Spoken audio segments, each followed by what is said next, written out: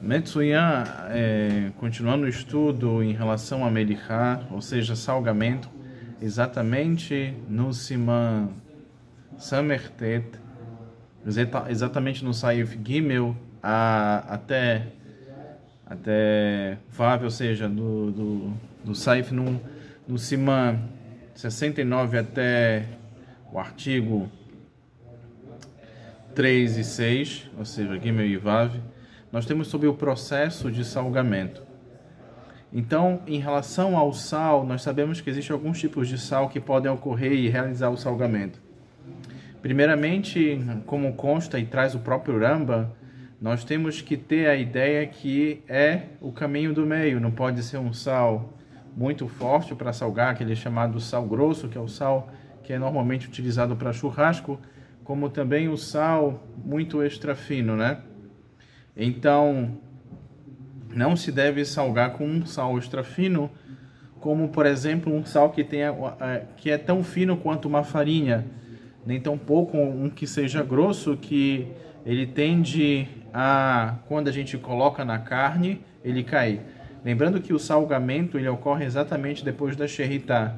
Nos dias de hoje, Beziata desmaia, os nossos açougues caché da cidade de São Paulo, eles já recebem a carne com esse processo e não tem mais ter que fazer o processo, por exemplo, de melihá, que é salgamento. Mas é importante estudar essas leis.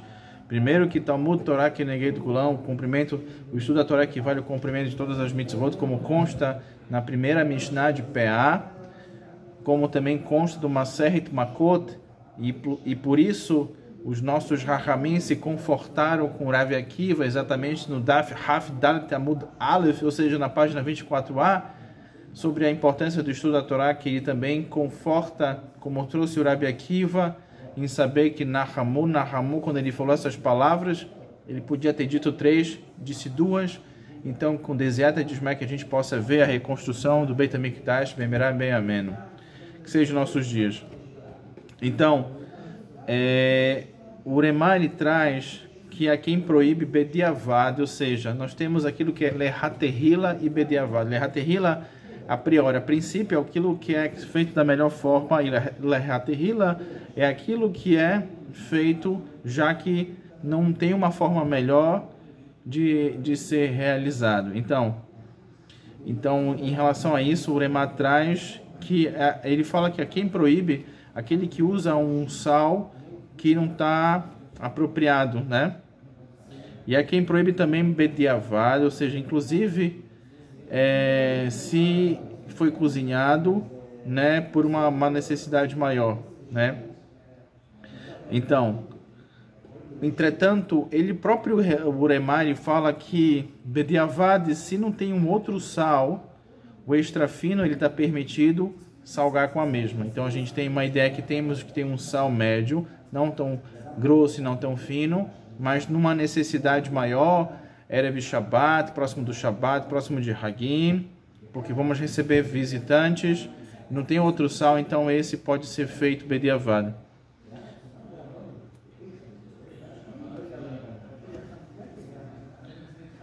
Então, claro que já que o sal, esse que vai ser utilizado, bediavad, ele é muito fino, então você deve colocar uma quantidade maior do que se colocaria.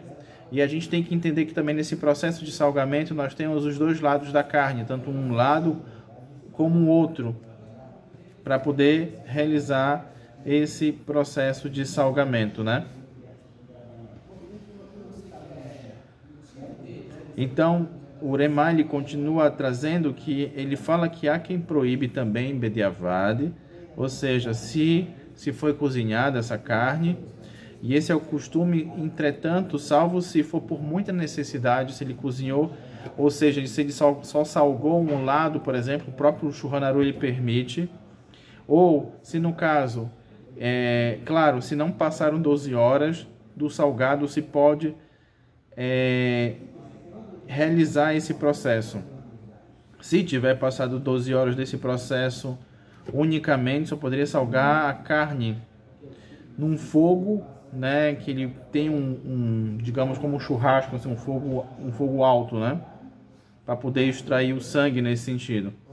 Se cortou a carne depois de haver feito a melihá, ou seja, se a pessoa pega uma posta de carne, ele corta depois de ter feito a melihá, não é necessário voltar a salgar no lugar aqui do corte, assim traz o Shulchan Aruch. E o tempo mínimo de duração da melihá não deve ser inferior a 1.000. 1.000 é o tempo que se tarda ao caminhar 1 quilômetro, então se aproxima um terço da hora, é aproximadamente 18 minutos. Essa é a opinião do Shulchan Aruch. A opinião do Admor Hazaken é 24 minutos, Bediavad para Admor Hazaken, Lehaterila para o Shulchan Aruch, 18 minutos Bediavad por Emá, e ele afirma que Lehaterila por Emá em relação ao tempo de salgamento seja 1 hora. Então esse é o costume, então para uma necessidade maior. Entretanto, a gente pode entender que a origem sobre essa questão do sal, que ele é muito fino, chamado extra fino, nós encontramos exatamente no Maseret Hulin, no Daf Kuf Yud Gimel, ou seja, na página do Maseret Hulin, na página 113, Rabi Dimi, ele salgava a carne com sal grosso e logo a sacudia, ou seja, era a necessidade naquela época que o nosso Tana Eloká ele tinha. Então cabe nos perguntar por que o Rav Dimi ele menciona somente o sal grosso e ele não fala do sal fino. Os Rishonim, então, eles começam a discutir a respeito, principalmente o Ramba e o Rosh. O Ramba, ele traz que a opinião do Ramba, o Rabbeinu Moshe Ben Maimon, o Rav Dimi, ele só permite o sal grosso do sal fino, que se tende de ser mais absorvido e não se extrai o sangue da carne, como é devido. Então, o sal grosso é o sal denominado para churrasco, diferente da opinião do Rosh, que é o Rabbeinu Asher, que ele sustenta que o sal fino é muito melhor e que adere melhor à carne, né? E o que o Rambam traz? Vamos citar de novo. O Rambam, ele explica então que segundo a opinião do Rambam, Rabi Dimi, ele só permite o sal grosso, não o sal fino. Então o Rambam fala do sal grosso e o Rosh do sal fino. Então explica o Beit Yosef que nas palavras do Rabi Dimi, que como ele menciona o sal grosso, ele concorda perfeitamente com o Rambam que proíbe somente salgar com sal fino. Diferente do Rosh, que ele explica aqui o seguinte: o Rav Dimi, ele não tinha necessidade de mencionar o sal fino e que é óbvio que está permitido salgar com ela. Só nós trazemos isso para ensinar também que o sal grosso ele serve como lamelihá.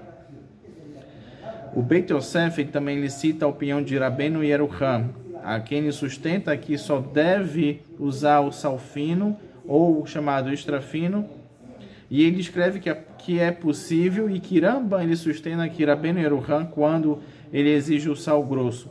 A sua intenção, entretanto, é fazer uma referência a um sal que ele seja a necessidade seja maior do que o extra fino, que equivale ao sal fino. Então, o que o Shulchan Aruch determina? O Shulchan Aruch determina que há que usar um sal que não seja tão fino e que não seja tão grosso. O próprio caminho do meio, né, em relação ao sal. Então, em relação a esse ponto. Então, esse é o primeiro ponto em relação à questão do salgamento. E se foi salgado somente um pedaço da carne, o que consta no Maseret Menachot, na página Haf Aleph Amud Aleph, está escrito o passuco que todo animal que se acerca com um korban, que é uma oferenda, com sal, não salgarás. A pergunta Guemará é por que essa redundância com sal, salgarás, com sal, salgarás, ou com... Será que é não salgarás ou com salgarás?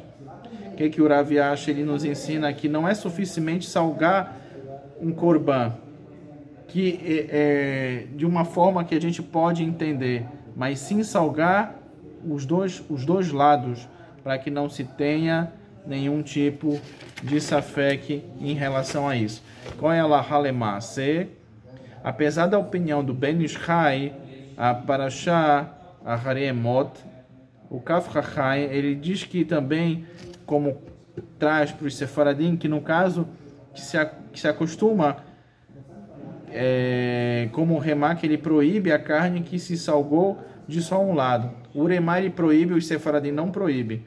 Lalachalema, sei como traz o Yakut Yosef, no nosso mestre Maran Ovadia Yosef, que também no caso os Seforadim vão, ele saca como o Shulchan Aruch e Bediavad está permitida a carne que foi salgada só por um lado e que foi cozinhada, se permite cozinhar sem outro lado. Claro que a gente tem o que é Lechaterrilo, que é Bediavad, mas já que foi feito para Seforadim se permite. Razak o Baru.